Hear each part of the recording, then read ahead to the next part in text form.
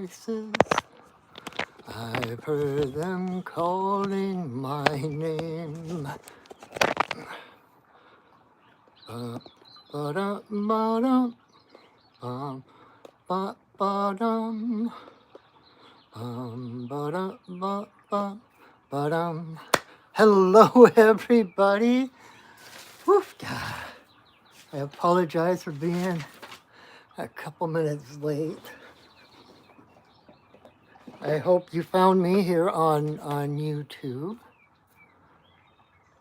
Awesome. Hi, Anna. Yay. Okay, where did my pen go? All right. Let me get organized here. Alrighty.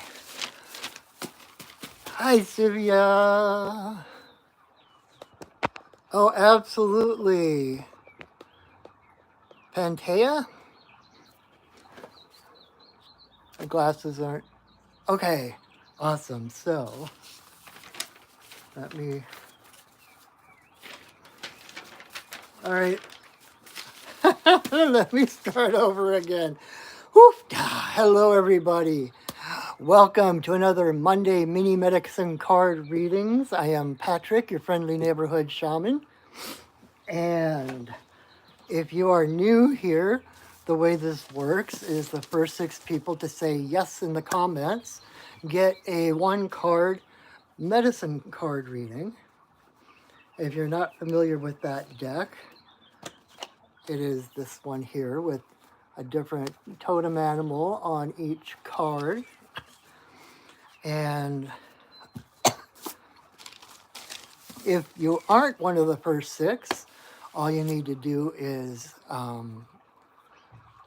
pick a number between 1 and 6 and watch for that card. And I promise that even though it may technically be aimed at somebody else, that your message will be dovetailed and woven in exactly where you need it. So come on in, make yourselves at home.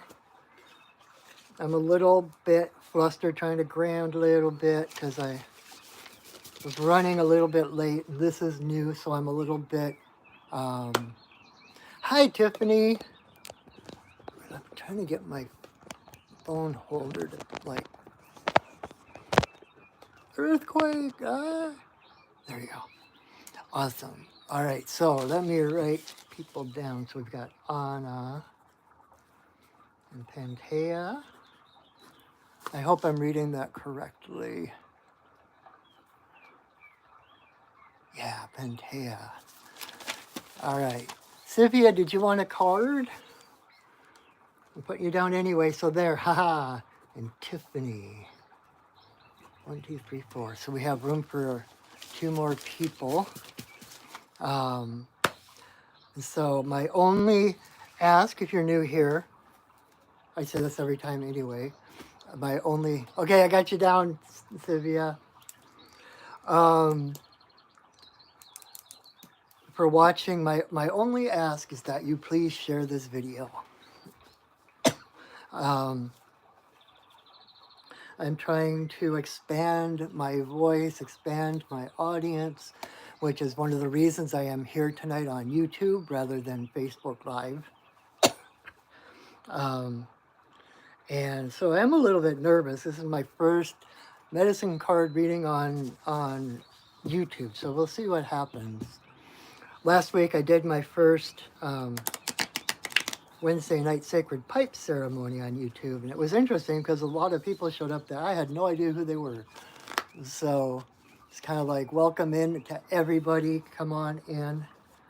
And again, I see some people coming in. So if you're new here and you would like a 1-card medicine card reading, go ahead and say yes in the comments. The first 6 people.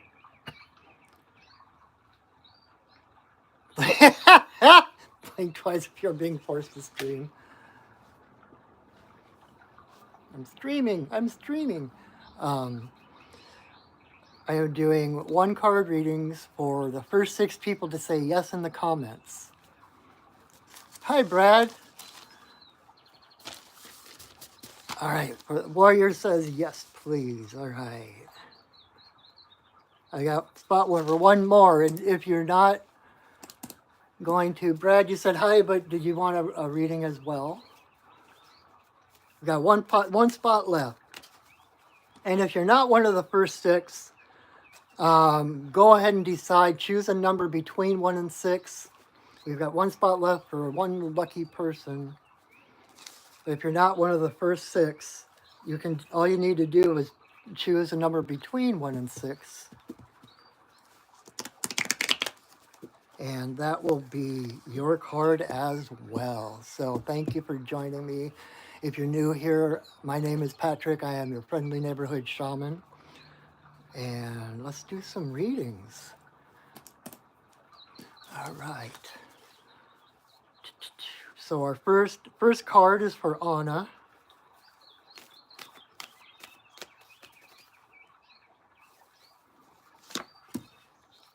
Oh, that's a good one. All right, Anna, card number 1 is salmon. I'm doing good, Brad. How are you? Do you want a card?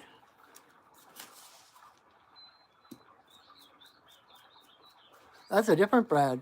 Wait, these are two Brads. There's all kinds of new people. Oh, awesome. Okay. Your card number 6, Brad. We are on card number 1. So it may take a little bit of time, but I will get to you. And if not, you can always rewatch this and when we're done. So card number 1 for Anna is salmon. Salmon is, geez, I'm nervous. I'm not, this is only like my second official YouTube live video. So I'm a little bit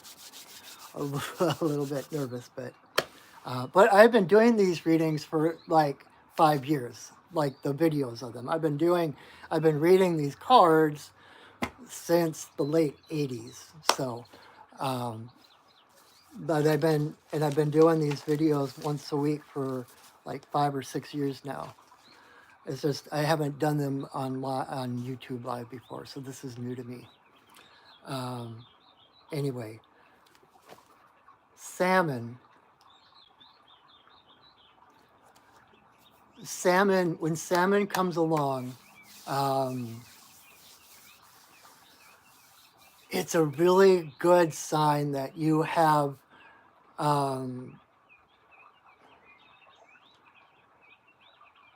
how do I want to start this?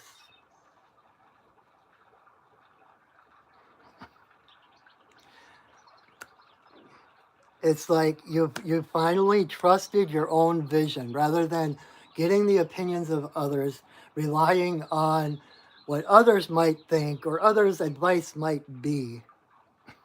You're trusting your own vision. You're trusting your own heart because that is your compass home, right? And that's what salmon is about returning home, returning to your origin, which means returning to that purity, that authenticity, that innocence from which you came. And so you're seeing, salmon doesn't just fight the current to get home. He sees the places in the river where the undertow is, where the water flows reverse of the main flow, where there's eddies, where there's whirlpools, etc. And those are the currents he actually rides. And so to all the other fish, they're like, hey, you're going backwards, right? But you have done this long enough that you're really starting to trust your own vision. You're trusting your own path, realizing that your path is unique from anybody else's, that there is no one else's path who's exactly the same as yours. And so when you take that step of faith, right, and you start moving, just like Joseph Campbell said about when you move in the direction of your dreams, where there were only walls, doors will open. And when you take that faith and you turn toward your own destiny, your own destination, your own fulfillment, right? Um, that's when you see those other currents that were invisible to you when you were facing the other way, when you were facing the way of the crowd, the way of society, the way of the world, right? You couldn't see these other little rivulets and currents and flows, but now that you have turned toward your dreams, toward your destination, you see those flows, those currents that go reverse. That is spirit carrying you toward your goals. Um, when you finally, it's surrendering to who you are, surrendering to spirit, knowing that when you do turn and head home, that you don't have to do it of your own volition. You don't have to do it of your own energy, right? Um, just like, for example, at the base of every waterfall, there's whirlpools, right? And when salmon jumps up over those whirlpools, over those falls, he's hitting those whirlpools and slingshotting up over the falls. Um, that's another way. It's like spirit puts those things in your path when you're moving in the right direction. That's like part of the synchronicities that happen. That's part of the flow, that you will find things in your path that will springboard you forward, right? And because of that, you you can trust that, like when salmon shows up, it's not an if you get home, it's when you get home. It's guaranteed, right? And so if you know you're going to get home, if you know you're going to arrive, then everything else becomes adventure. Because no matter what happens, no matter what lies around the next bend of the river, you know you're going to get through it. That doesn't mean it's going to be a piece of cake necessarily, right? We still have challenges. We still, the universe might put obstacles in our way, not as a way to punish us or to test us, but as a way to strengthen us, right? Because the universe has such a faith in you. The universe knows who you are, and the universe wants you to succeed. The universe wants you to experience that original purity of spirit that you are. And so the universe is going to do everything in its power to get you home, including causing those backward flows, whirlpools, and also by putting obstacles in your path that are going to force you to stretch yourself, right? To release the parts of you that aren't actually a part of you. Does that make sense? Like, um, to let go of those beliefs that say you can't. You know, and one of the things about salmon that I love is that, I've talked about this before, but a couple of years ago, I was down on the Cedar River doing ceremony. I was sitting on this rock right on the edge of the river, and it was in like September, October, um, and so the salmon were swimming. And as I sat there on the rock, I looked over, and there was a salmon just up the river, just maybe 20, 30 feet away. And as soon as I saw him, I kind of mentally said hi to him, and he came swimming down, and he swam and he sat right under the rock I was sitting on. It was like he was like this little puppy, and so I connected to him. I was talking to him, and the thing that was the most obvious, he just radiated enthusiasm. He was so excited to get home. He was so excited to go home, that alone. carried him through and over countless obstacles that might have, without that enthusiasm, he was like, oh, okay, don't worry about me, I'll be okay. You know, he was like, yes, right? Like they say, if it's not a hell yes, it's a no. Um, and that's been coming up for me a lot lately, that whole, you gotta accentuate the positive, eliminate the negative, latch on to the affirmative, don't mess with Mr. In Between. If something is not a yes, a hell yes, it's a no. If it's just and I have countless times that my thought process is, well, I might as well do this, or oh, it's not going to hurt to do this, right? That is Mr. In Between. And almost every time I approach something from that place of, well, I might as well, it did not work out well. It wasn't necessarily disastrous by any means, but it didn't further my progress at all. And so it's like building up that enthusiasm, knowing your worth, right? Building up, knowing that you deserve to be happy, that you deserve the joy of experiencing who you truly are. Um, you know, and when salmon is going up that against the flow, the main flow of the river, it's like is washing away all of that, the crap, all of the expectations and beliefs and um, pigeonholes that people have tried to put them in, right? It's like when you start heading toward against the flow, it's like that flow takes from you, washes away all of that crap that isn't true, all the things that are not a part of you or that do not support you in your journey. So this is a thumbs up from the universe. It's like you're doing it. You're heading in the right direction. It's like focus on that joy. Focus on your heart. Your heart is the compass. Joy is the compass.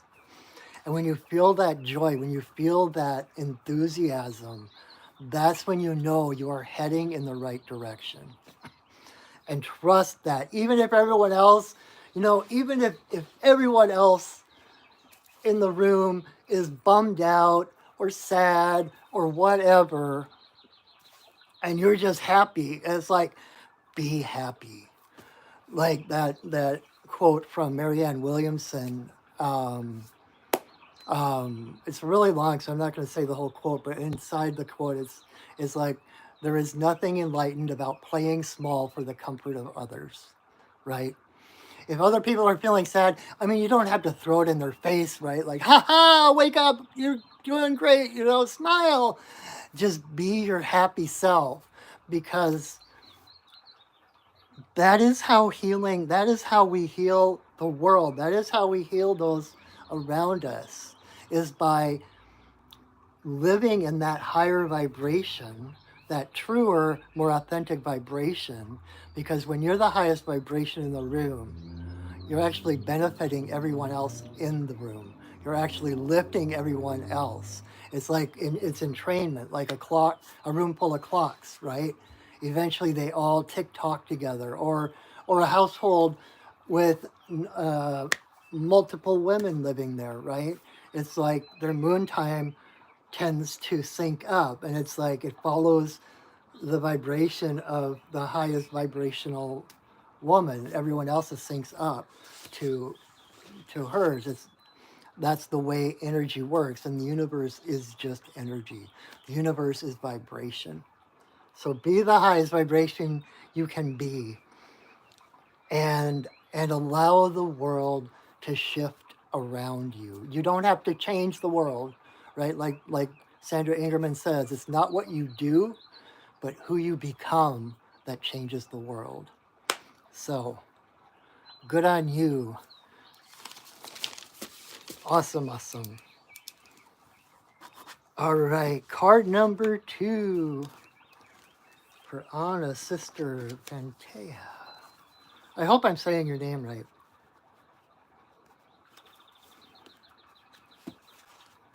Bum bum ba-dum ba-dum. Bum bum bum bum bum. Bum ba-dum bum bum bum bum. Bum ba-dum bum bum. Bum ba-dum bum bum.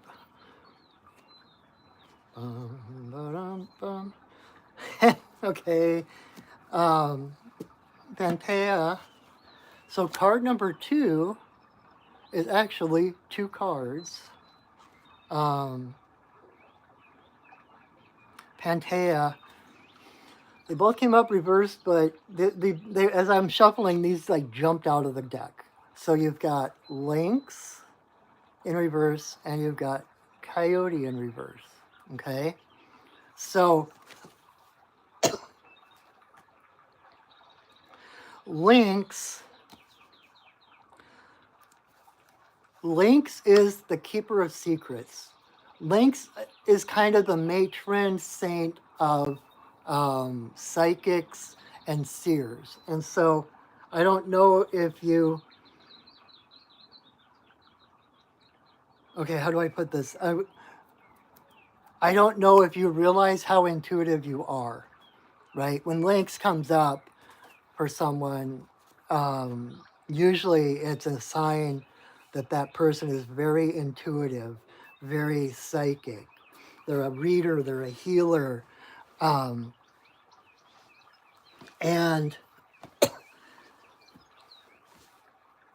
in reverse, it's kind of like needing Lynx. Like if you take, like, look at that face, look at those eyes, right? When Lynx looks at you, she doesn't just see you. She doesn't just look at you. She looks through you. With my timer just went to 22:22, so that's significant. So it's like you're the kind of person that when you meet someone, you know all there is to know, or you know everything you need to know about that person to know whether you like them or you don't like them, or you know whether you want to be friends or not. Lynx sees everything. Lynx sees not just the surface of a person, she sees the entire energy field of that person. So she knows exactly what someone is going through, what their trials are right now, what their obstacles are, what their joy is. And the reason she can do this is because as the keeper of secrets, you know, they some people tie a link links. Some people tie links from links to the Sphinx. It sounds like a tongue twister, but you know, there's the riddle of the Sphinx, where it's like the keeper of secrets, the riddler. She doesn't volunteer information. She sees what's apparent. She sees everything about someone, but she keeps it. She doesn't volunteer. She doesn't judge, right? And that comes from the fact that she has no secrets from herself, right?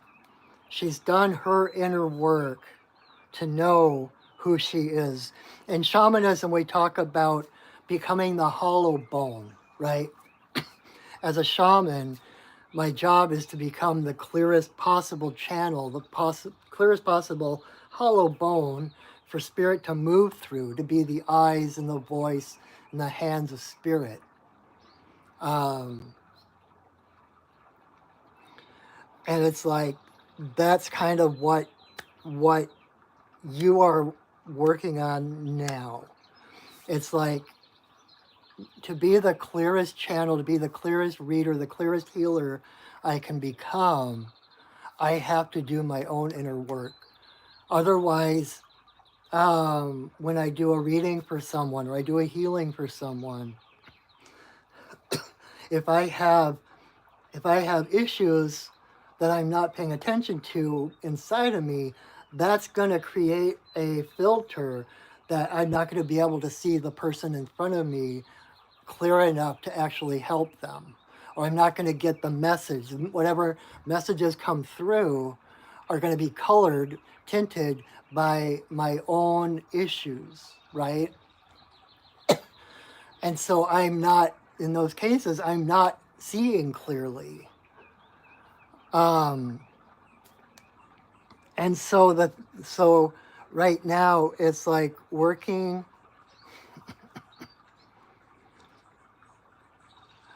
What it comes down to simplify this, is really about loving yourself, accepting yourself, knowing that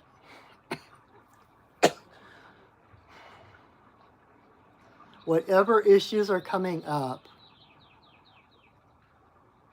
okay, how do I, this is kind of one of those paradoxes, right? Number one, those issues, those traumas, those feelings are not your fault, right? Because most of them are things that happened in childhood as a teenager, etc., etc. And most of those issues coming up are that younger version of yourself who wasn't allowed to express those feelings, right? And so we hold on to them and we keep them inside. We're like, oh no, we can't let that out, right? And we hide it from people. We hide it from ourselves. We keep these secrets about ourselves and pretend we're one way when we're actually something else. But the only way to feel the joy that is inherent in us is to allow those issues, those feelings to be expressed, right? And so you didn't cause the feelings, but it's your responsibility to express them in whatever way you can. Whether it's journaling or art or dance or going to a therapist or whatever is helpful to you. A lot of times I learned from a guy named Kyle Cease about when those feelings come up, realizing that that's the voice of a younger version of me who wasn't allowed his full range of feelings. I have to stop and I have to give that part of me permission to feel those things. It's like, the present me speaking to that past part of me saying, you have my permission to feel that right here, right now. You can feel, you are allowed to feel that in my body. And then to sit with the feeling rather than to dissociate or distract ourselves or whatever. The strength comes from sitting with that feeling, because when we can sit in that feeling and giving ourselves permission to feel that feeling, like they say, like they talk about be the person, be the adult that your younger self needed at the time. Treat yourself like that adult that you needed back then. Allow yourself to have a tantrum. Allow yourself to cry. Allow yourself to get angry and allow that anger out in whatever form you can do it without hurting anyone, obviously, right? But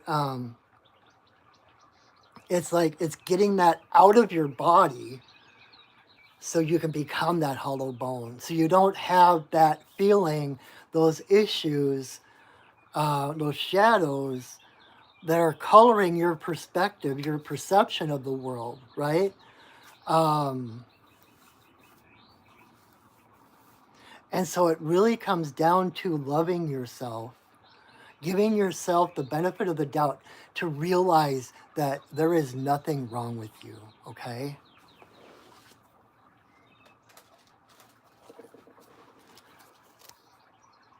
You are perfect just the way you are, okay? Of course, I've got Mr. Rogers on my altar.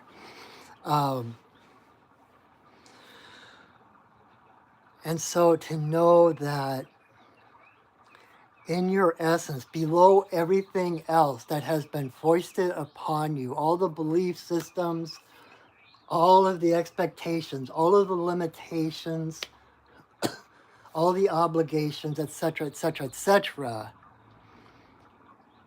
are burying that true self of you, right? That self of you that is pure joy, that is divine light, that is love.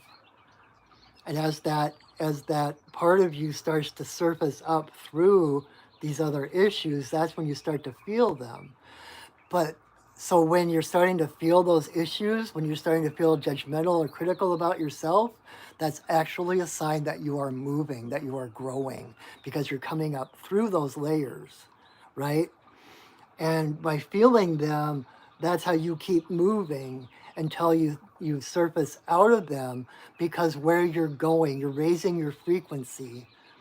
And the person that you are becoming, the vibration you're going to be at in that frequency, there's no space for those lower frequencies.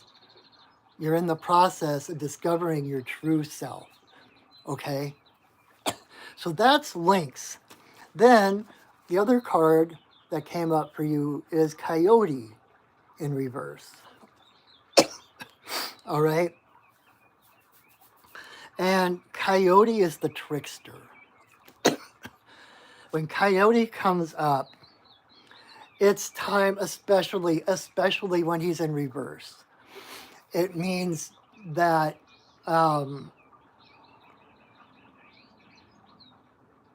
we people are afraid of the trickster energy. People are afraid that he's going to try to trick them and steal their soul or whatever, trap them. When the trickster medicine is all about freeing you, okay? When Coyote comes up and nips at your heel and trips you, it's not out of meanness. It's not trying to humiliate you. He's coming along saying, "Come on, let's play. Come on, play. You're too serious. Come on, let's play." And so it's time to stop taking yourself and things too seriously, and to, if you can, like, look at this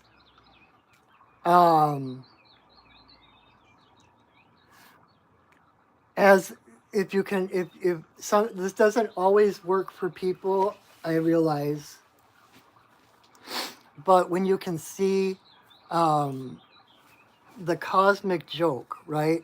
The fact that we are in these tiny little fragile bodies, and this world that's an illusion, and we think it's all real, we think it's serious, we think it's all true, right? But it's not. That's the joke. I had one of my favorite aunt died a number of years ago. And so the day after she died, I kept checking in to see how she was doing, right, on the other side.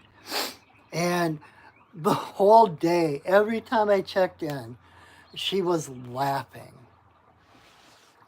She was laughing and laughing, and I kept hearing her say, "How could I possibly have believed that?"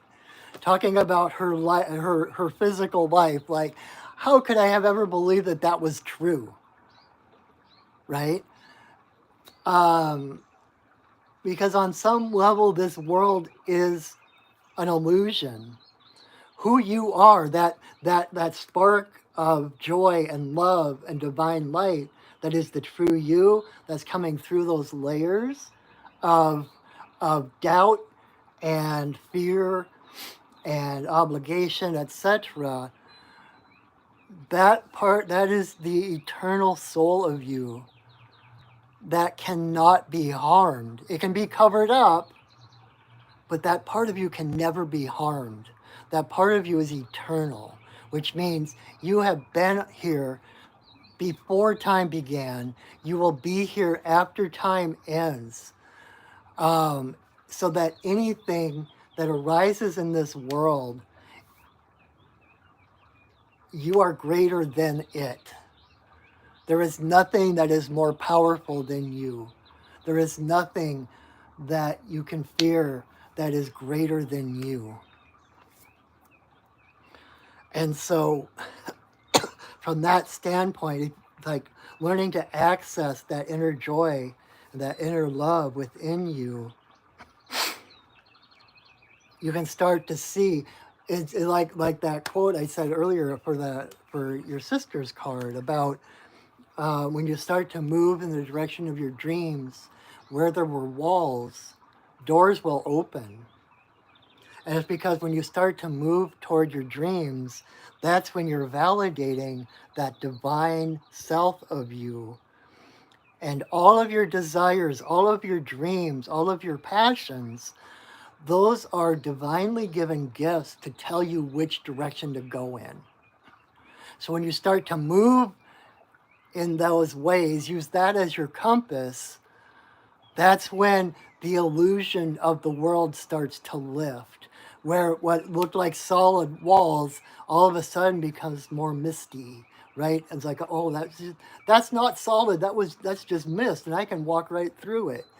It's like doors open that you can't even conceive of. And like one of my favorite quotes comes from Oscar Wilde, and he said that life is too important to be taken seriously. So, between these two cards, it's like trust what you feel, trust what you see. It's time to let go of the self-doubt, okay? It's time to stop second guessing yourself. You know what you know, and your feelings are accurate. Your vision is accurate. How you see others, how you see the world, how you feel is an accurate barometer of what is true. Start believing in yourself, okay? And when you do, then you start enjoying yourself. Then you can start playing with it, because when you start to move in that direction, right, that's when synchronicities happen. That's when miracles happen. And so that even on the darkest days, when you think there's no hope, there doesn't seem to be any escape from whatever conundrum you're in, just that little switch of perspective, all of a sudden it's like, okay, where's the miracle? I can't wait to see what gets me out of this spot. And you start to actually wait for the miracles. Like one of my teachers used to say that she would wake up in the morning, and as soon as she opened her eyes, she would be, thank you, universe, for my 3 happy surprises. And then she would go through her day looking for her 3 happy surprises, and she always found them. Some of them were small, some of them were big, but there were always happy surprises. It's like that, changing your perspective, looking for what you want, not for what you don't want. And when you start to move in that direction, you start to recognize the patterns and recognize that when you let things alone, they tend to work out for themselves. When you surrender, then things always work out. And that's one of my main affirmations that I use all the time. In fact, I've got it written on my bathroom mirror. Everything is always working out for me. All is well in my world. No matter what it looks like, you can see past the facade of what it seems to be, what's apparent, and you can see to the source. You can see to what's creating certain feelings, certain moods, certain what's making other people unhappy around you, etc. And like I said with the salmon card before you, Um, the whole world could be sad, and you are under no obligation to be sad with them. You can have compassion and empathy for them, realize because you can see how they got into that spot because of their beliefs and their perspective on the world, but you're under no obligation to see the world in the same way they do. And by seeing it from your own perspective, and suddenly a door opens where there were only walls, all of a sudden, any of them that are paying attention are like, holy crap, how did she do that? Okay, maybe there's something else to this life thing than I thought there was, right? And so it's like those little cracks in the shell. Like I saw this this meme today on Facebook. It was something about, when you see those cracks in reality, rather than focusing on the crack or on what's not working, is you plant the seeds in the crack in the sidewalk. Plant the seeds in the cracks of the sidewalk and see what grows. So I hope that is helpful, Pantea. Again, I hope I am saying your name correctly. All right, card number 3 for Sivia.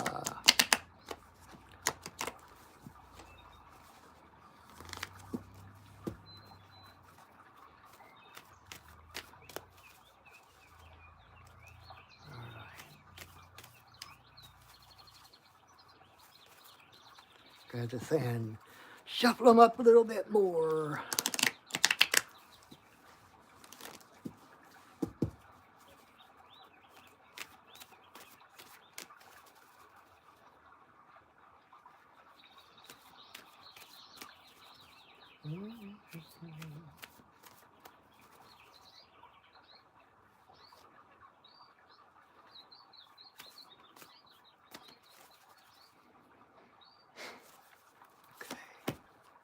Ha.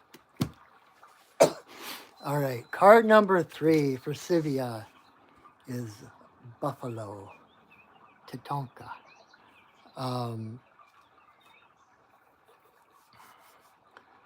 Buffalo. Buffalo is seen as an embodiment of Mother Earth herself, right? Buffalo was the lifeblood of the Plains Indians and provided everything they needed: food, shelter, clothing, tools. Everything they had came from buffalo. So buffalo was like this walking, breathing, one-stop shopping market. And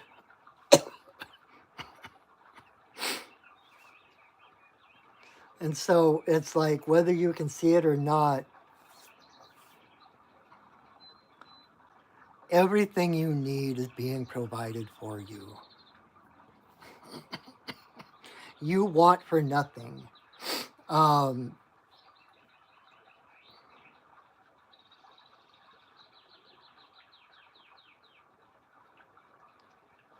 And we were talking earlier about immovable forces, etc., right? It's like, there's no moving a buffalo if they don't want to move. And there's no stopping one if it's got it its mind to bowl you over.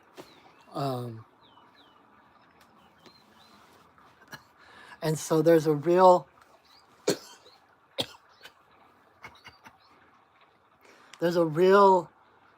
groundedness, a real earthiness to this abundance. Versus, say, like squirrel medicine is another kind of abundance, but I just got 4444 on the clock. Squirrel is more about the flow of abundance, being in the moment, trusting that everything is going to work out. Buffalo is about knowing that in every moment you already have everything you need.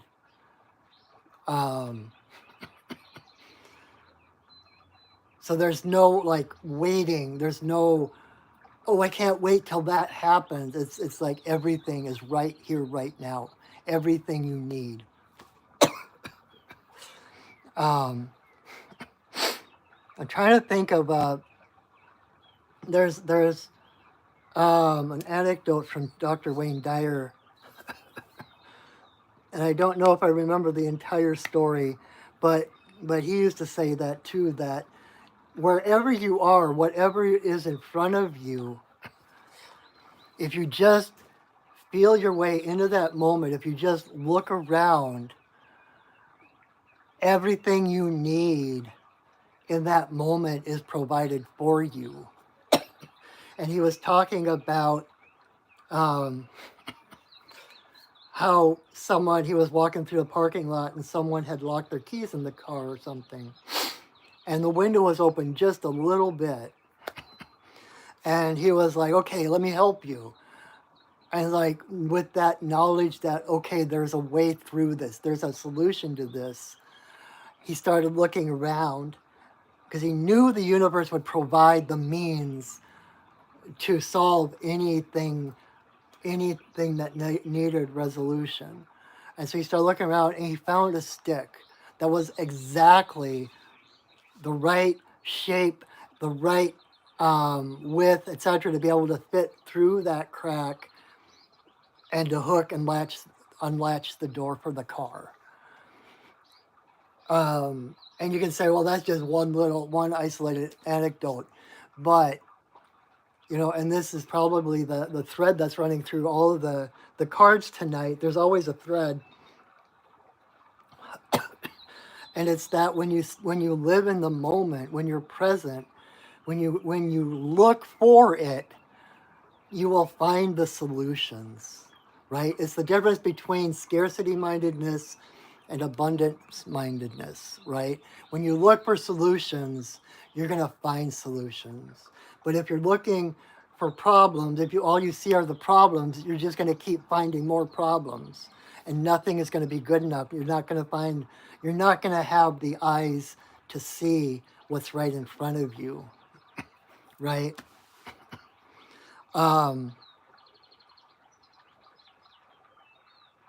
And so it's trusting in every moment that whether it's a stick to help someone get into their car, or whether it's the words needed to soothe someone or calm someone else, or even for yourself, that those words will be there. That by surrendering, again, there's that surrendering and trusting the words that come through, rather than thinking of trying to think of what to do or figure out what to do. It's that letting go and trusting what actually comes through you, knowing that the words will be perfect, right? And I am living proof of that right here, right now, right? I've been doing these videos for over 5 years, probably closer to 6 years now or more. And that's the one thing that it's one of the things that has come from this work I'm doing, is that when I get a vision, when I see an image in my head, or I see words in my head or hear words in my head, I've learned to trust the process and to say them or to describe what I'm seeing. And even if it doesn't make sense to me, I've learned how not to second guess myself, say, oh, that's just really weird, they're not going to know what that means. Or I don't know what that means, how are they going to know what it means, or whatever. And so I just say the things that come through. And I can't tell you how many times I'll be doing a reading for someone, like one-on-one, and I will just say something to them and they'll be like, oh my God, I just said those same words this morning. Or, oh my God, someone just told me that last night, word for word. And so by surrendering and allowing it to happen, the results, the outcome is so much greater than anything you could have tried to figure out if you tried to think of what's the right thing to say or the right thing to do. Pales in comparison to just opening and allowing spirit to flow through you, right? Again, there's like when you trust, there's where there were, you had walls, you're like closed off, crown chakra closed off, you're open, allowing spirit through you and allowing that flow, opening up that throat and allowing that expression to come through you, right? The other aspect of Buffalo that I feel is needed right now as well is the fact that when there's a storm, you've all seen, I'm sure, the videos of buffalo walking through the snowstorm, right? It's like white buffalo. Um, it's like the buffalo, when there's a storm, um, they will turn their heads toward the storm and they start walking forward. Not running, not hurrying up, get out of it, get through it. They turn their head toward it and they start walking, realizing that they are, like I said, that immovable object, that irresistible force, that nothing is going to blow them over. But by turning their head straight toward the storm, turning to face whatever challenges are facing you and walking into it, you have so much more power than any of the other animals that are running away from the storm, right? Number one, if you're running away from the storm is going to catch up to you. And because you're moving in the same direction, it's going to last longer. And you're going to end up soaked or cold or whatever. But again, with that trusting that you are provided everything you need for whatever you're facing. Trusting, okay, here's a challenge, I'm going to look at it, right? Because it's when we turn away from it that those shadows become bigger because we're not looking at them. We're giving them power by turning away from them, but by turning toward them and focusing on them, you're actually taking some of your power back. Even if you're quaking in your boots, right? By facing the power, one of my teachers used to say, if you can face it, you can handle it. Because like I said on the last card, right? There is nothing you can fear. There is nothing that can happen to you that is greater than you. You are a child of the divine. You are an eternal soul. You are spirit having a human experience, not a human having a spiritual experience. So anything of the temporal world is temporary. And there's a way through. Things in the temporal world have a beginning and an end. You do not. You are eternal. So whatever is facing you, whatever challenges are facing you, there is a way through it, right? And like they say, the only way out is through. So,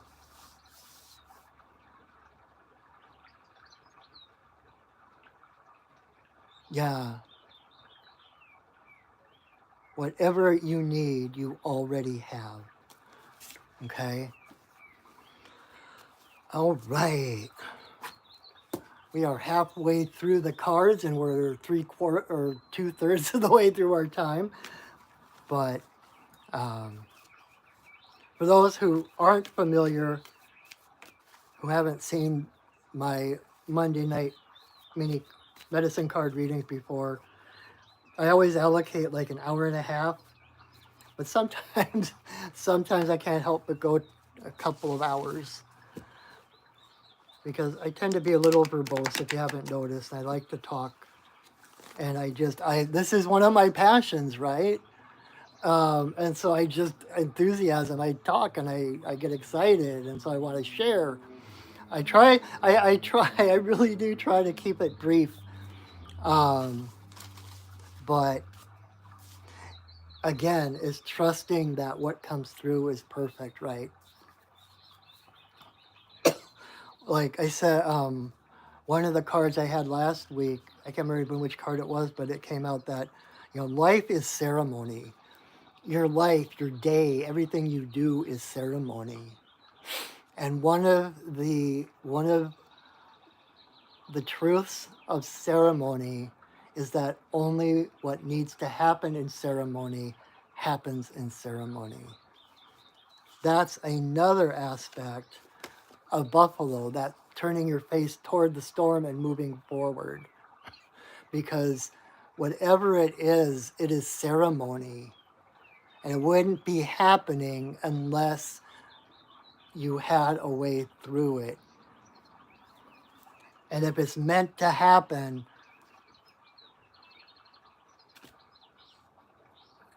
there's nothing like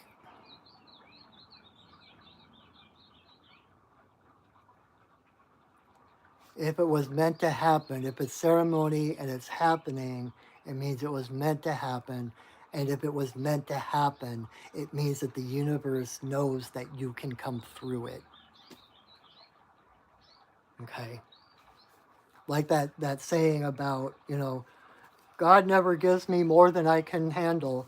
I love the Mother Teresa quote. I just sent that to a friend the other day, actually, about, I know God will never give me anything I can't handle. I just wish he didn't trust me so much. But if it's coming up, you can handle it. And part of that, part of the fear, part of the intimidation, or part of the self-doubt is actually the point, because it's challenging that part of you that doesn't think you can handle it. And so it's needing to reach deeper beyond that fear to something deeper, to the truth within you that knows you can. Okay? See, I just keep talking. I'm like, I was trying to move on to the next card and I can't stop talking about this one. All right, so card number 4 for Tiffany.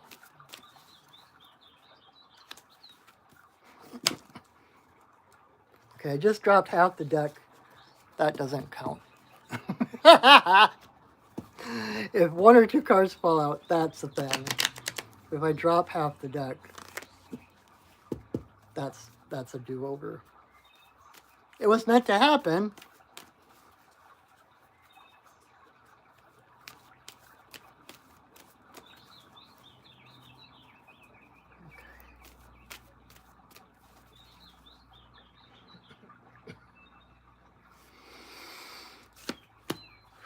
Ha. All right, Tiffany, card number 4.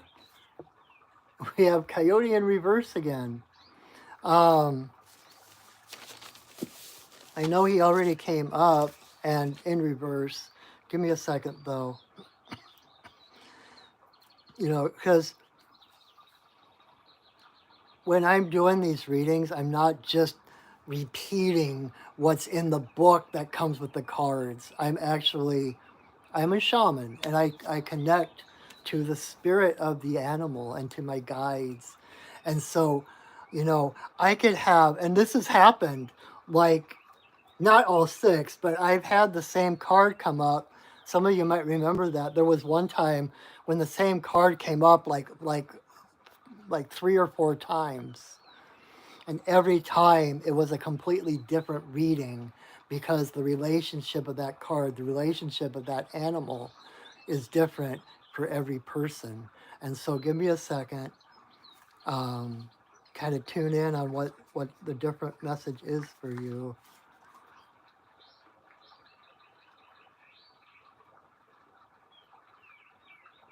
Tiffany, you need to play.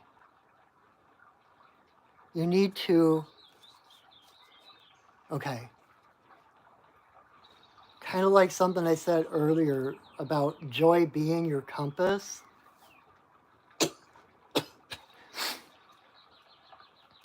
We always think if it's easy, how do I want to say this? We think life is supposed to be hard, right? So if it's not hard, we're not doing what we're supposed to be doing.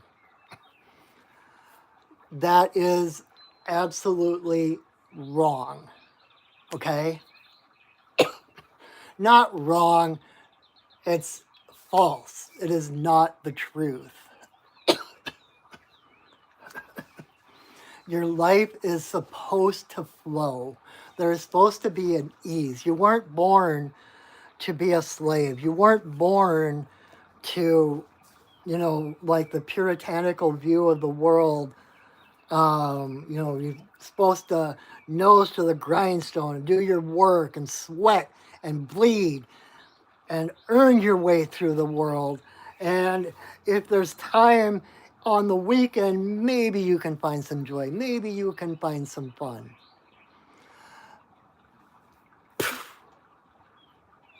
Get rid of that whole idea.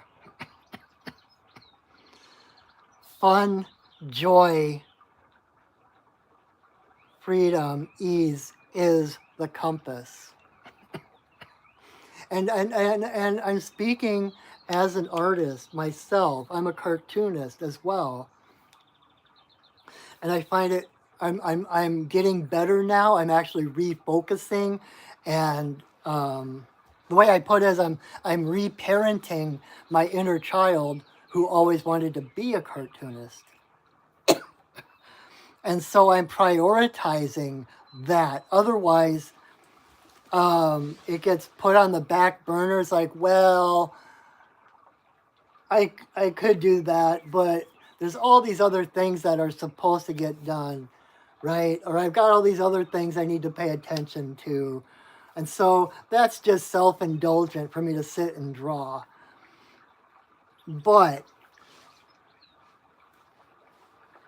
the two things in my life that I feel the most myself is when I'm in the woods or when I'm drawing comics.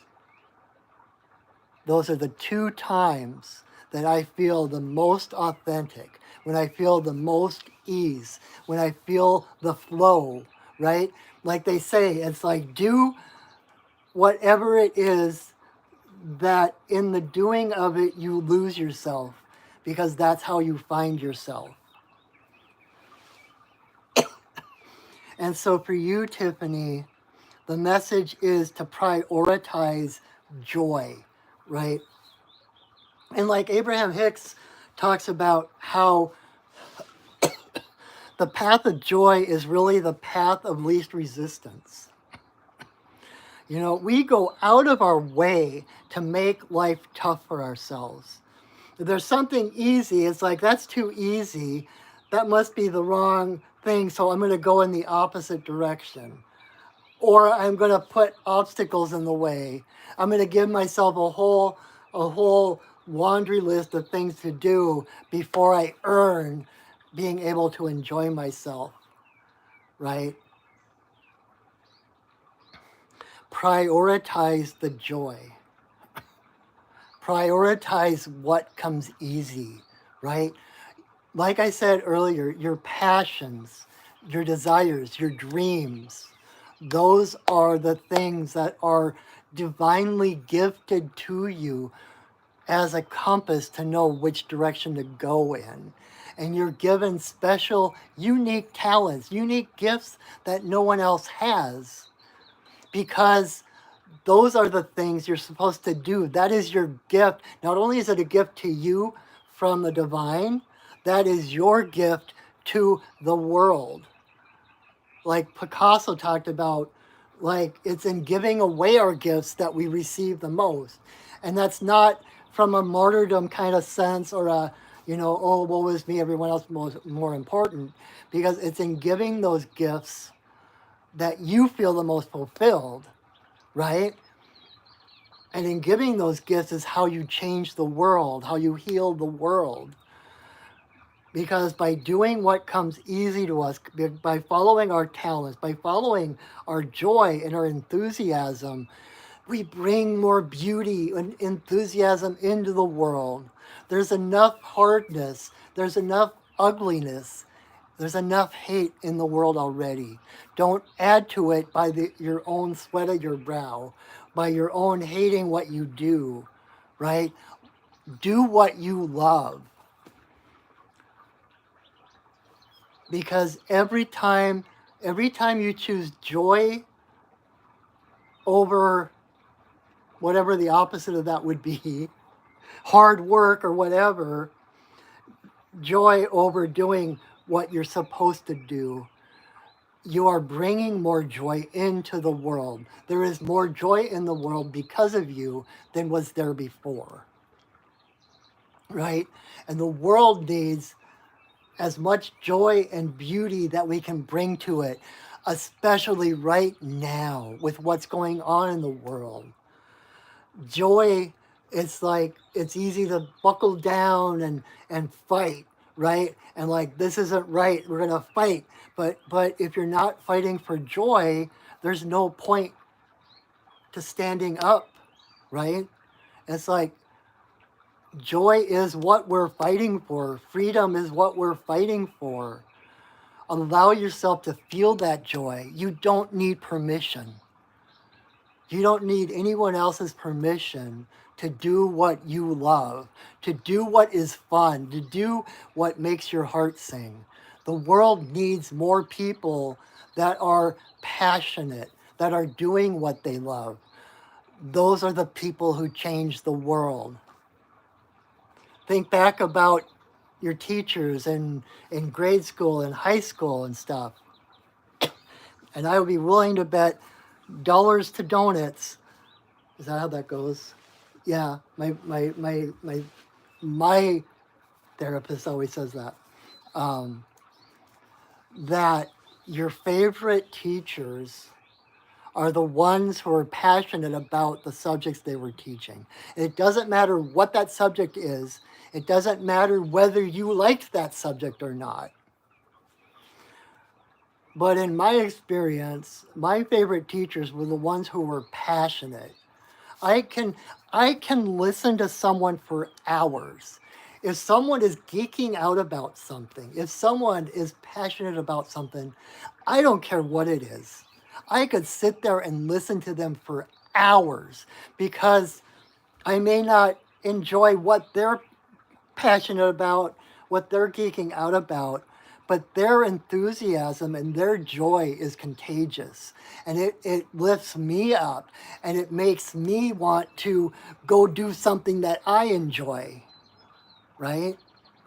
That is how we heal the world, moving from joy rather than hard work, right?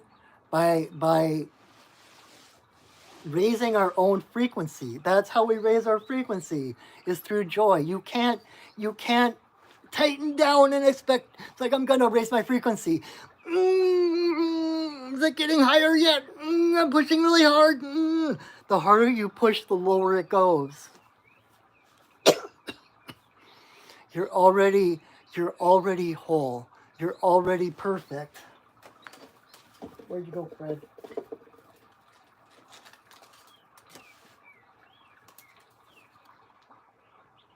You're already perfect just the way you are. You don't have to change. You don't have to do anything to earn your passage on the planet. You are naturally divine light and love. You are naturally a high vibrational being.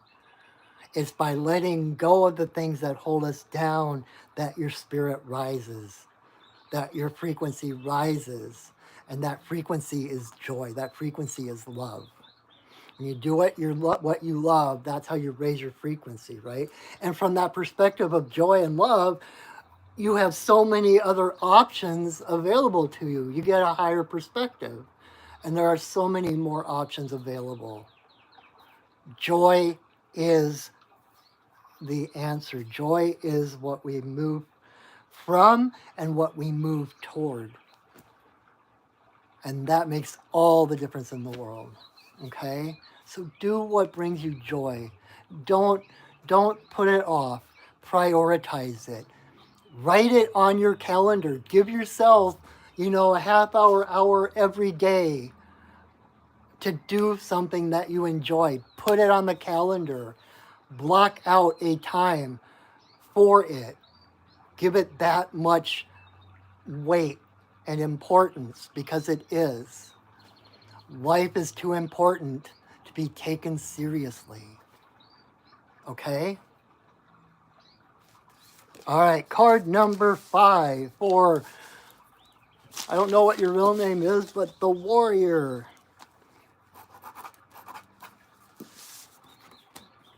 Thank you for watching. If you're still watching. All right. So card number 5 for Warrior.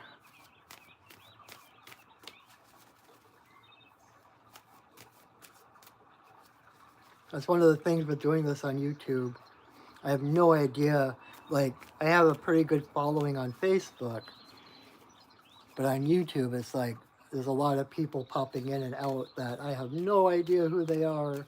They have no idea who I am. And so, cross-pollination, infinite diversity and infinite combinations.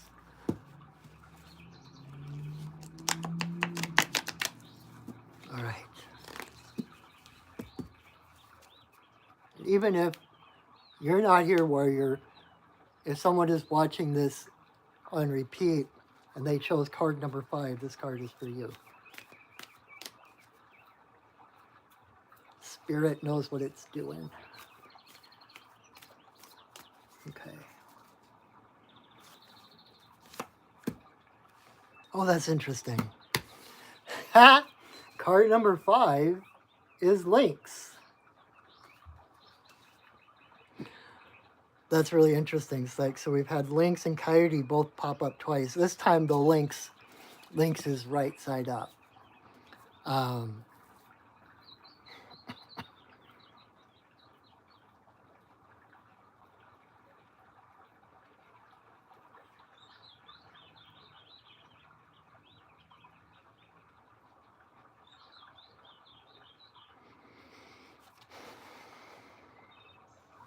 I feel like the energy here is about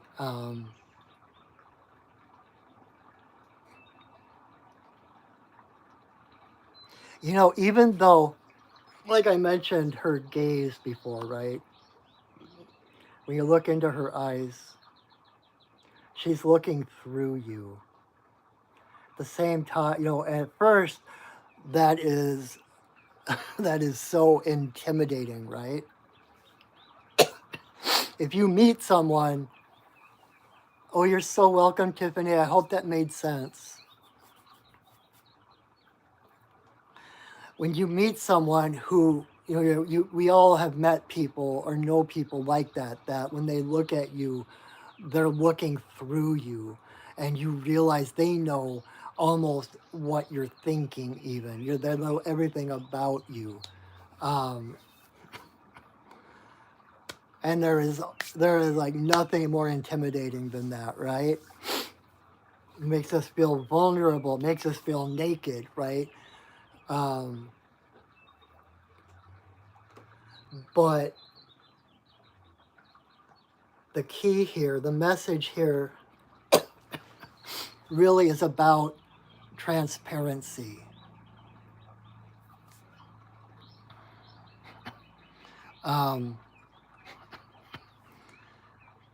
When you have no secrets from yourself, like Lynx as the keeper of secrets. She's not the keeper of advice columnists. She's not the keeper of gossip. She sees what she sees and she keeps it to herself. She doesn't judge. that gaze is actually soft. That gaze is kindly, at least to me. That is like the gaze of like a grandmother or someone who knows all the foibles of humanity, that understands that no matter where you are or what's happening or what you're doing, that you're okay. Those are the eyes of Namaste. The divine in me sees the divine in you. And so it's really about, like I said, transparency. When you're not judging yourself, when you're finding that divine within you, and then looking through the eyes of divinity at each person in front of you, there's nothing to judge, right? And you don't need the validation of other people's opinions, or you don't need to double check yourself, because you're already whole, like I just said. And when you realize you're already whole, when you realize that you're human, right? And you give yourself that benefit of the doubt that you're doing your best. Every moment, you are doing the best you can with the information you have in that moment. And so, at the same time, being human, you're going to get things wrong, or you're going to, like what my philosophy prof in college used to say, if it's worth doing, it's worth doing poorly, right? If you want to learn something, there's a learning curve. Or you want to learn how to do something, you're not most likely going to just take to it right off the bat. There's going to be times of getting it wrong. Like a small example, little bit of a plug. On Wednesday nights, the other weekly video I do, if you aren't aware, is a sacred pipe ceremony on Wednesday nights at 6 o'clock right here. But in my learning to do the sacred pipe ceremony, there are certain little things that my teacher never taught me that I had to learn by doing it wrong, right? Like Einstein talked about learning 1,001 ways how not to make a light bulb. And there's one of these little tiny things. Like I have the bowl of the pipe, and I put the tobacco in the bowl, and then I smoke it. It's basically the peace pipe, if you know what a peace pipe is from old westerns, etc. That's the sacred pipe. And so when I'm smoking the pipe, I'll light the pipe and I'll smoke it, send out prayer blessings, breath blessings, etc. And then I might pause for a little bit and meditate, especially if I'm doing it on my own, not in front of people. There'll be long pauses where I'll just hold my pipe on my lap and I'll basically meditate, connect to my spirit guides and all kinds of stuff. And then when I come back to relight it, I have a porcupine quill. I have one right here. Not that you need to see it, but I have a porcupine quill. This is my extra one. But I use that as a little I like when I'm filling the pipe with tobacco, I use the porcupine quill to kind of push it down, right? And then if the pipe's been sitting for a while, I need to stir up the tobacco, because the top of it's like you got the layers of tobacco in the pipe. The top is the ashes. The top is the part that's already burned. And the tobacco you want to light is on the bottom. right? And so if I've been sitting there for a while not smoking it, I need to stir up those ashes. Well, one thing I learned early on is you don't hold the quill like this, because you're going to go boom and it's going to go key. That's something your teacher doesn't tell you, right? But I did it enough times that I finally realized, I'd be poking at it like this, and I realized, oh, I need to hold it like this, because if it hits the, stobs and my hand keeps going, I'm not going to puncture myself, right? And so it's not so much doing things wrong or making mistakes as it is, basically trial and error, right? Like they say. And so knowing that you're exactly where you're supposed to be, that you are exactly who you're supposed to be at any given time. And when you can look at yourself that way, transparently, knowing all your foibles, etc., and accepting yourself anyway, there's no room for scandal. There's no room, there's no place for anyone to get their hooks into you and to make you feel shame or guilt, right? So in that transparency, in that vulnerability of being totally seen, if you've already accepted yourself and know there's nothing wrong with you, that you're perfect, there's no place for anyone to get their hooks into you and make you feel inadequate or make you feel shame about something or guilty about something. And it's like I was listening to a podcast. I forgot her name. Dang it. The woman that played Blossom on TV. She has a podcast, and it's about mental health and such. And she had one of her friends who's a comedian on there, really well-known comedian. I can't remember what her name was either. But she was talking about tabloids keep trying to rope her into scandals or try to like put these things out, these shaming things about her. And she's like, have you never listened to my show? It's like, my show, my comedy routine. I talk about everything. My life is my resource for my material. I've already said everything out loud. And so there's nothing that you can say to me that is going to make me feel shameful or guilty, right? There are no secrets. There are no secrets. You have no secrets from yourself. Therefore, no one can hold anything over you.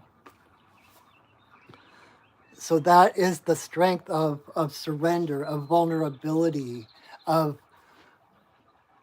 being seen.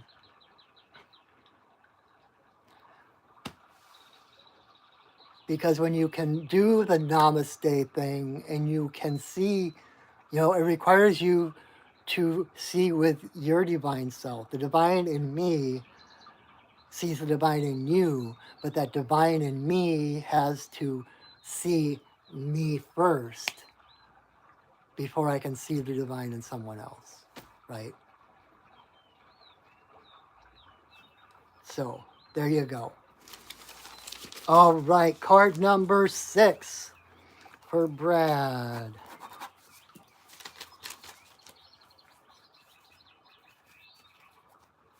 Last, not quite, the second to the last card. The penultimate card. It's card number 6, but then I always pull an extra one. Oh, Ashley, you're welcome. I hope that made sense. I'm glad that somebody got something out of that. I don't think the person who asked for the card is actually still on. I'm not sure. But I'm glad somebody got something from that. That's the way it's supposed to work. Okay. So I'll pull a 6th card, and then after that, I will pull another card for the community. It's kind of our community totem, the animal spirit that um, that accompanies us as a group through this week. Um, let me pull card number 6 first for Brad, if Brad is still here. I know these sessions get really long, and if you're waiting for, card number 6 or whatever, a lot of people will drop off. Some people come in, request a card, and then they leave, and then they watch the repeat. They find out on the repeat the next day what their card is, which is totally fine. It's totally perfect.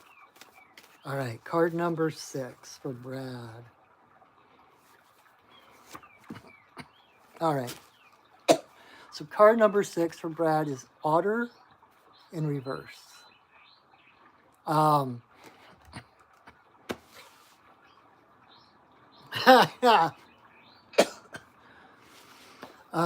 The message here is stop pushing the river. Otter is, well, to me, otter is like, if I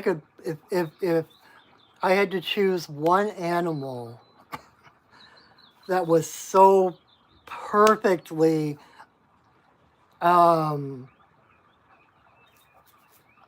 was going to say adapted, but that's not the word I'm looking for, who so perfectly reflects their environment, it would be otter. Otter is like a living embodiment of the river, right? The way she flows and curves and everything is flowing. An otter is basically the presence of the divine feminine. She's inclusive. Otter doesn't recognize any other animal as an enemy, as a predator, until they prove otherwise. So they're inclusive. Namaste, the divine in them sees the divine in the other creature. But on the other side of that, they are fierce. That fiercity, ferocity of a mother, right? If you endanger one, if you piss off one otter, you have the entire tribe coming at you, right? Community, inclusiveness, flow, ease, all those things I was talking about earlier, the ease and the joy, those are all embodied in otter. So in reverse, it can be trying to, instead of going with the flow, like I was talking about the path of least resistance, right? Taoism, they call it the watercourse way. It's the path of least resistance. And it's flowing, trusting that your life has an order, trusting that the universe is alive, the universe has an order, and that you are an important part of that order. And so just as water finds its own path, you, by letting go rather than trying to contrive things or force things to happen, the more you let go, the more things fall into place, right? Everything otter does is play. There are no hard edges in otter's world. Otter just, they curve and they flow and they, they're like water itself. Like Bruce Lee when he says, "Be like water," like be like otter. So even challenges, even obstacles, otter will find a way to turn it into play, right? Because to otter, it's like the I always use the New York Times crossword puzzle as an example, right? when they're figuring out the puzzle to put in the paper, they don't start with the problems and the questions and then figure out the answers. They start with the answers and they create the questions and the problems around the answers. Okay?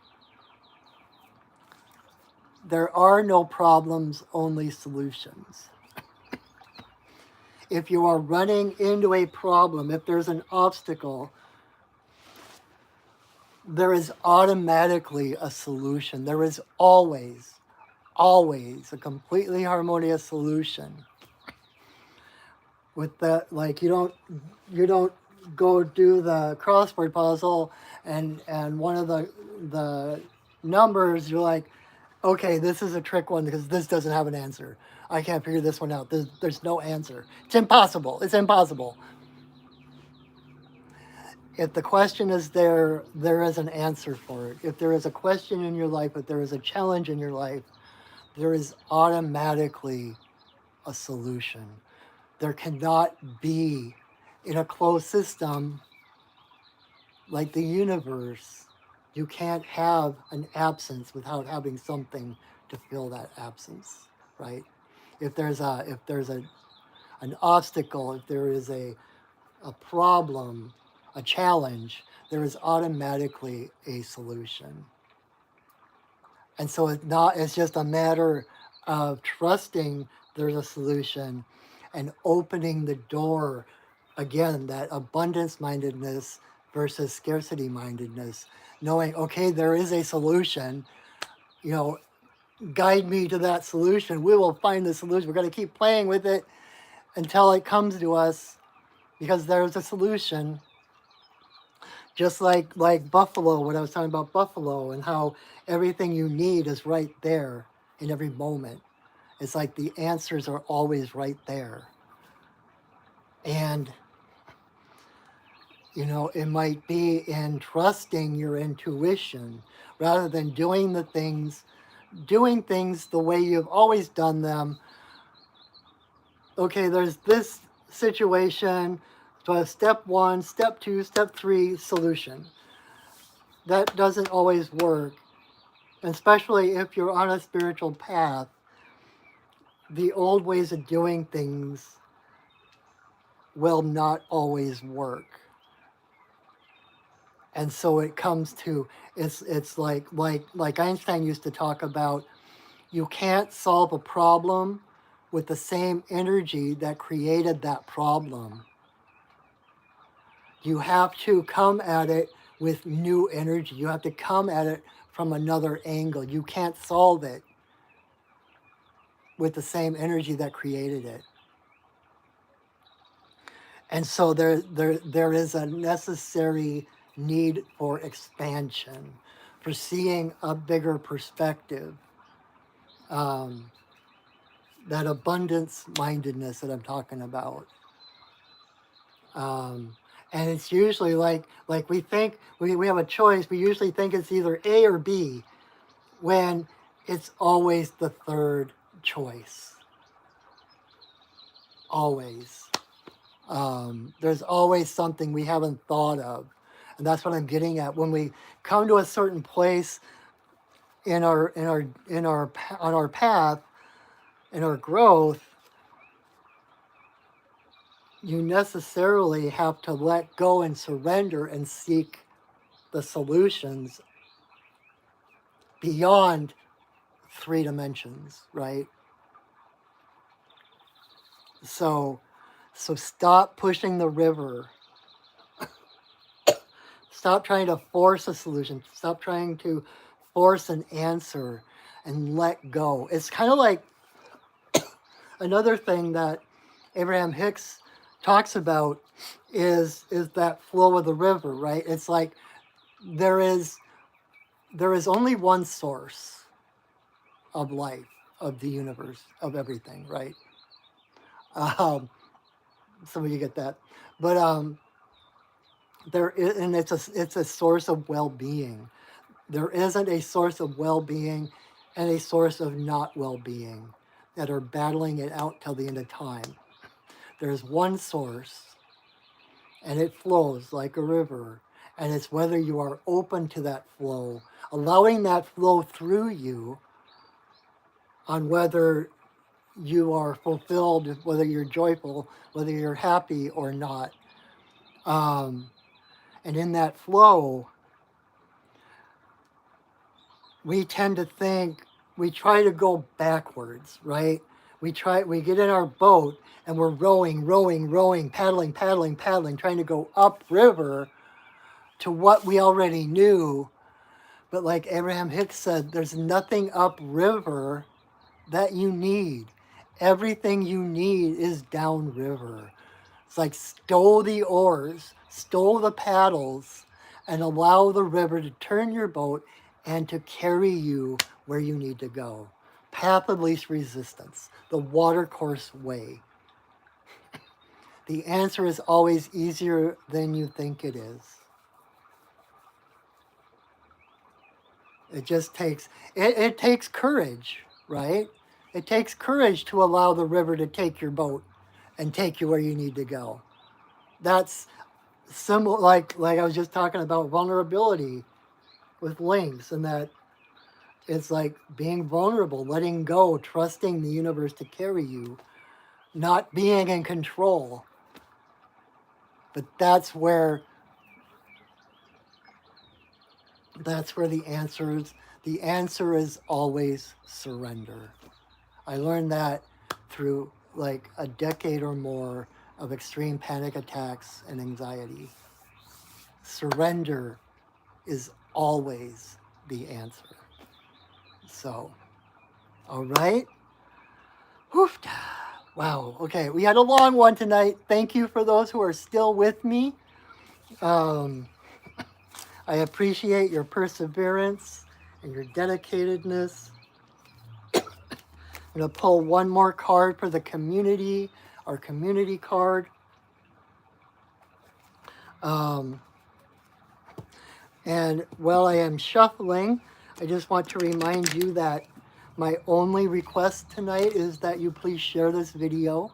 You can tag people in the comments. You can share it to your page on Facebook or whatever social media.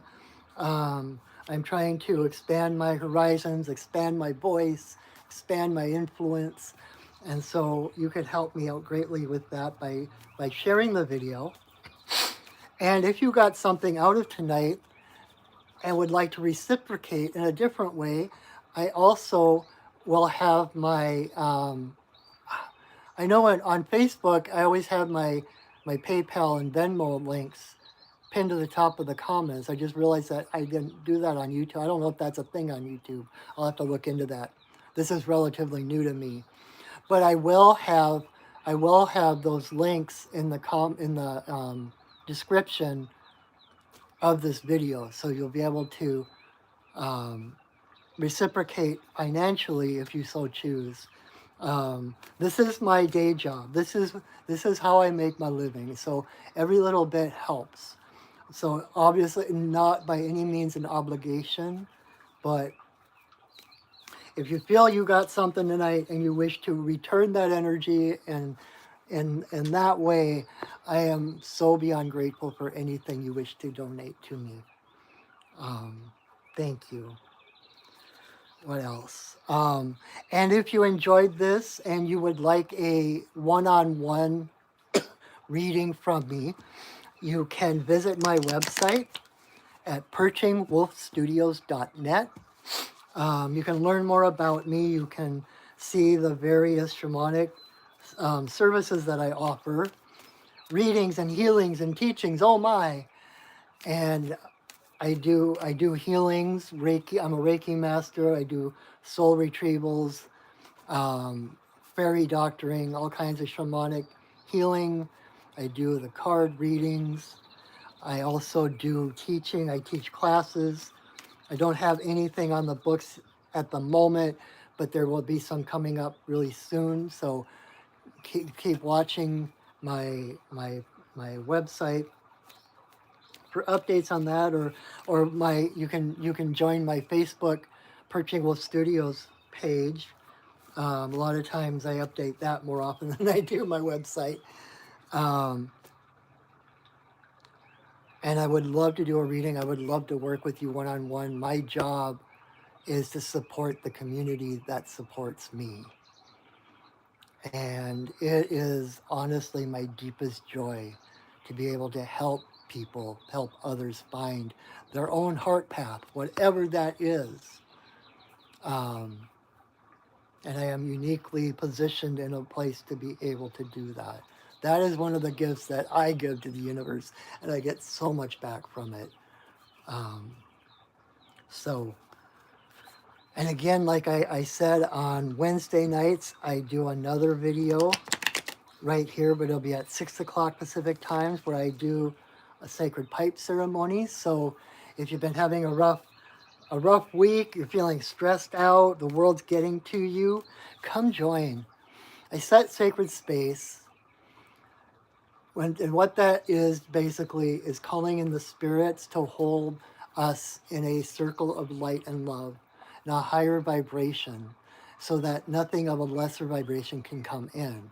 So you are safe to let go of the armor, to put down the walls, to put down the swords and the shields, and just to open to the blessings that Spirit has for you. And it's a beautiful ceremony. I was raised Catholic, then I became pagan, and then I discovered I was a shaman. So I literally, from the day I was born, I have been in ritual and ceremony. And the pipe ceremony is the most powerful, profound ceremony that I know of. So come join me, check it out. Lots of healing happens from that on Wednesday night at 6 o'clock. Anything else? I think that is it for now. So let me pull our last card. And again, thank you for your presence. This wouldn't happen without you, and I can't express my deep appreciation for all of you who join me here. Your energy, your questions, your asking for help through watching this is what fuels and energizes this video. It wouldn't happen otherwise. So thank you for your presence. And thank you for trusting me with that guidance that you require. All right. Ha! So our group card for the week is Dolphin. Laugh. Smile. Remember that just like dolphin is an air-breathing mammal that lives in the water, you are a divine spirit living in a three-dimensional human world. And just like dolphin needs to rhythmically come up to take another breath of air, to rejoin the air, and then to dive back into the world, it's important for you rhythmically, like once a day, twice a day, even more than that, to surface, reconnect with spirit, take a big breath of spirit, and allow that spirit within you to be able to fuel your dive back into the three-dimensional world. Breathe. And know that everything is really working out. Like I told you, one of my favorite affirmation, everything is always working out for me. Everything is always working out for you. Breathe. You know, there is no situation where being stressed, by being tight,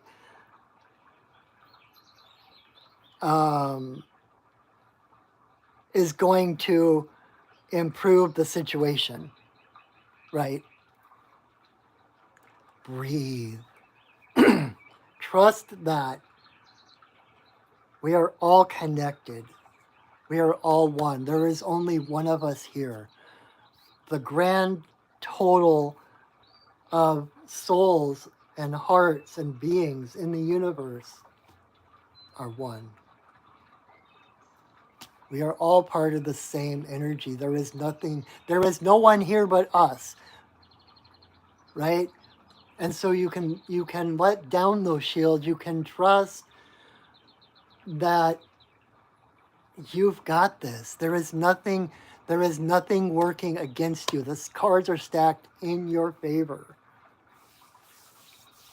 And by laughing, by like that joke, there's that joke about how do angels fly? How can angels fly? Because they take themselves so lightly. Laugh. Life is too important to be taken seriously, right? Trust that you are spirit, and to spirit you will return. You are light, and to light you will return. Everything in this world is watery, temporary. It's malleable. It's changeable. You are the only, how do I put this? You are the only solid, eternal, unchanging truth in the world.